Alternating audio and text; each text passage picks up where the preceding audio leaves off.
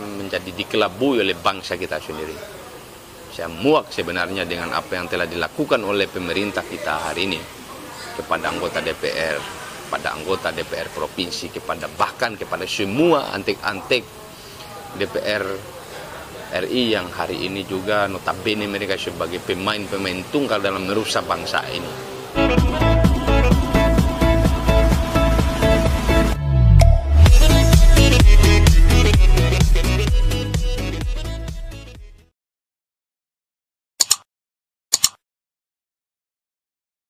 Baik, bismillahirrahmanirrahim. Assalamualaikum warahmatullahi wabarakatuh. Selamat berjumpa bersama saya Hendry Majid. Pertama-tama saya menyapa kepada semua kalangan akademisi, pada semua kalangan praktisi, dan kepada semua pemuda-pemudi Indonesia dimanapun Anda berada. Pada konten saya kali ini, berhubung kita sudah masuk di tahun 2021, maka pembahasan saya adalah tahun kebohongan berlalu, tahun titik-titik datang. Yang sebelumnya tahun 2020 kita kenal dengan atau banyak problematika yang terjadi di Kabupaten Wakatobi khususnya dan kepada negara Republik Indonesia pada umumnya terkait dengan adanya satu rezim yang dikenal oleh di grassroots, di akar rumput itu sebagai satu rezim yang penuh dengan kebohongan. Makanya karena itu saya mengangkat tema tahun kebohongan berlalu. Nah, yang akan menjadi diskusi kita pada hari ini itu adalah terkait dengan tahun titik-titik datang.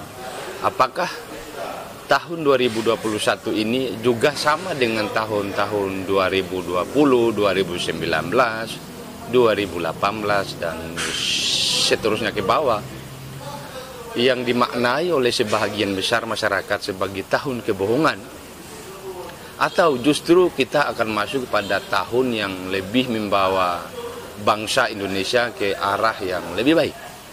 Tentunya ini adalah satu tanda tanya besar untuk kita semua.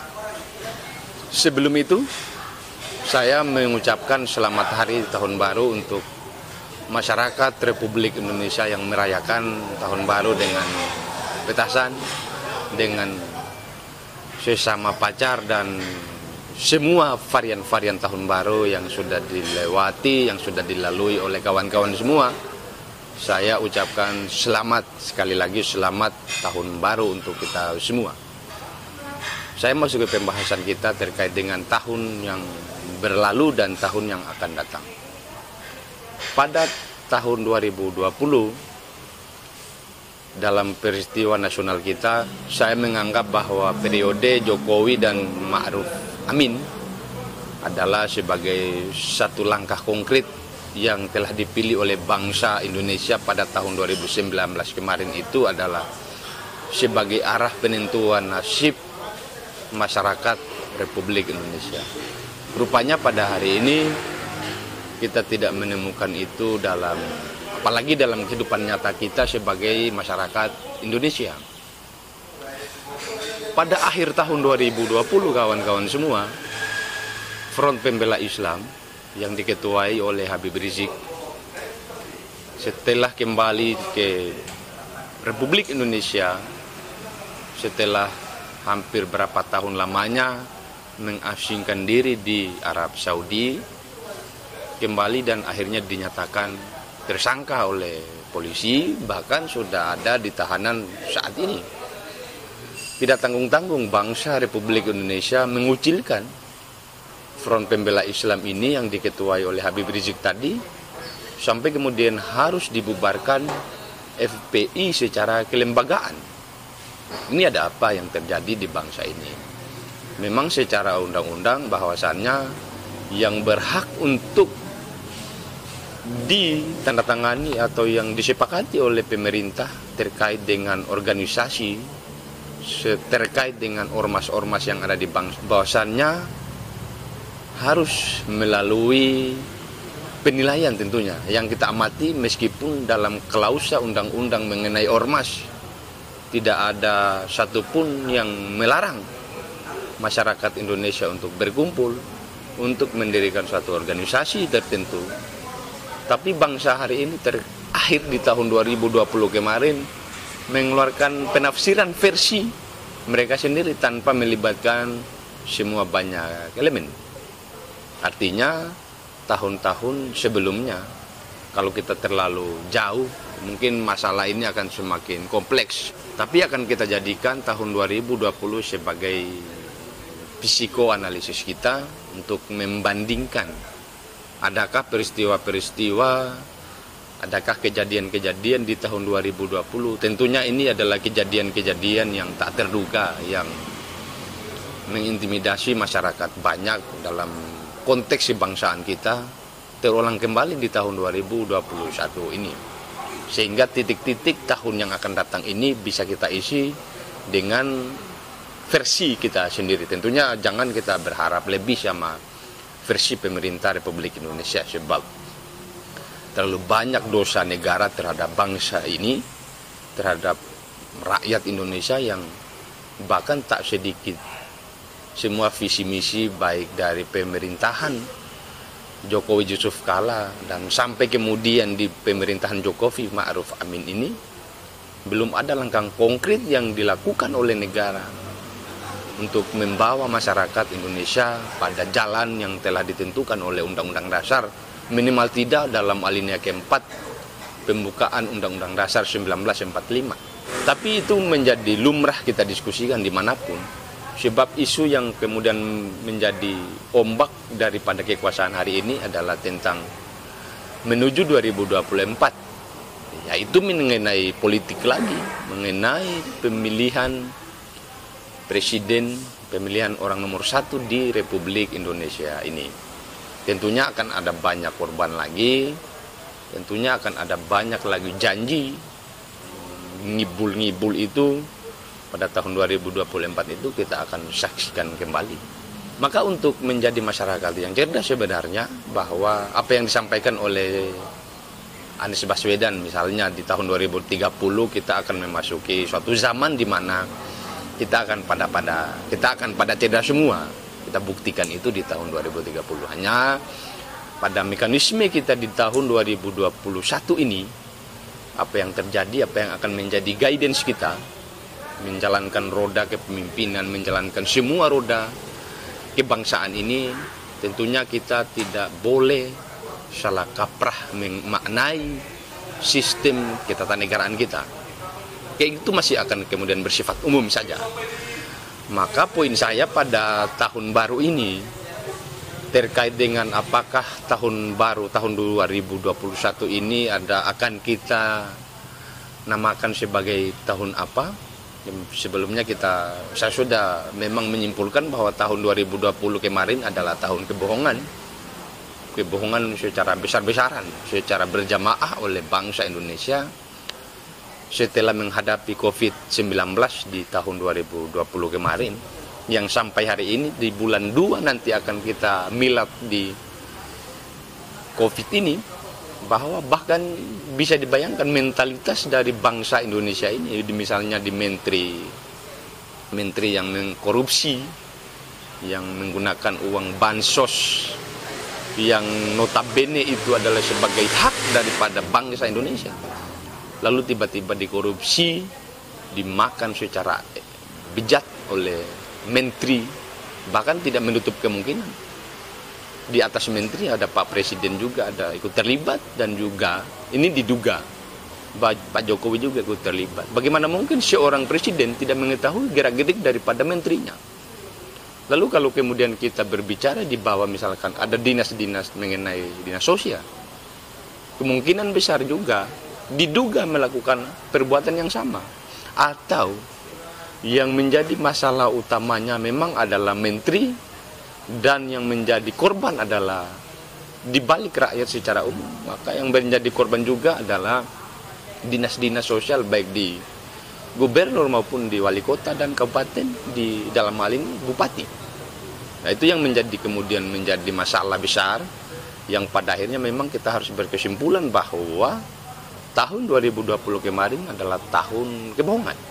Sebenarnya hampir sama saja tahun 2020, tahun 2019 kemarin, itu tahun-tahun yang memang kita tidak melihat keberpihakan bangsa Indonesia kepada masyarakat secara umum. Tetapi karena kemudian harus kita limitasi pembahasan ini menggunakan parameter 2020 dan 2021 ini, maka yang menjadi kesimpulan kita bahwasannya memang bangsa ini secara perlahan-lahan kita akan ditinggalkan oleh pemerintahan kita sendiri. Lalu yang kedua, terkait dengan persoalan bahwa bangsa hari ini sedang ada konflik interest, konflik kepentingan antara, saya sebutkan saja, bahwa di keadaan nasional kita, sekarang partai penguasa hari ini, dalam hal ini PDI Perjuangan, yang dinahkodai oleh Ibu Megawati selama-lamanya ini boleh dibilang sebagai suatu gebrakan status quo yang berhasil dilakukan oleh Megawati sampai hari ini belum ada pergantian ketua. Artinya, tapi itulah mekanisme partai mereka. Kita tidak bisa kemudian mengintervensi terlalu jauh. Saya ingin menyampaikan kepada semua masyarakat Republik Indonesia, pada bangsa Indonesia hari ini, terkait dengan masalah nasional kita, terhadap gontok-gontokan untuk merebut pimpinan. Saya mulai menyaksikan, dan sebenarnya di sini analisis kita terhadap apa yang menjadi bahan bacaan kita hari ini sebenarnya kita tunjukkan apakah ini kemudian benar analisis kita tentunya atau tidak.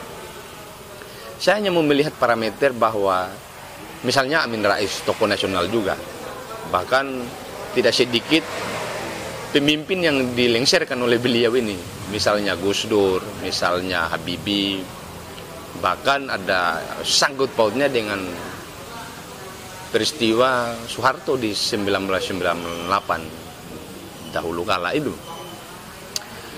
Setelah saya nyatakan ada konferensi pers dari Amin Rais terkait dengan kepemimpinan Jokowi yang hari ini menjadikan anaknya sebagai seorang wali kota Solo yang sekarang sedang diserang oleh bantuan sosial terhadap COVID-19 yang sudah saya sebutkan dari awal tadi, bahwa saya begitu yakin terhadap apa yang akan terjadi di tahun 2021 ini. Tentunya untuk mengharapkan satu kedamaian, satu ketentraman, saya sendiri menganggap bahwa itu akan ada, bahwa itu adalah hal yang mustahil untuk kita harapkan. Karena masalah nasional kita itu sangat erat kaitannya dengan problematika yang oleh orang-orang elit kita sedang berebut kekuasaan, sedang berebut empati masyarakat untuk memenangkan pilpres. Tetapi bukan poin itu yang sebenarnya saya mau bongkar kepada kita semua, bahwa tahun 2021 ini akan ada peristiwa besar yang akan melanda. Saya menduga ini adalah peristiwa terhadap pembersihan nama Soeharto sebenarnya.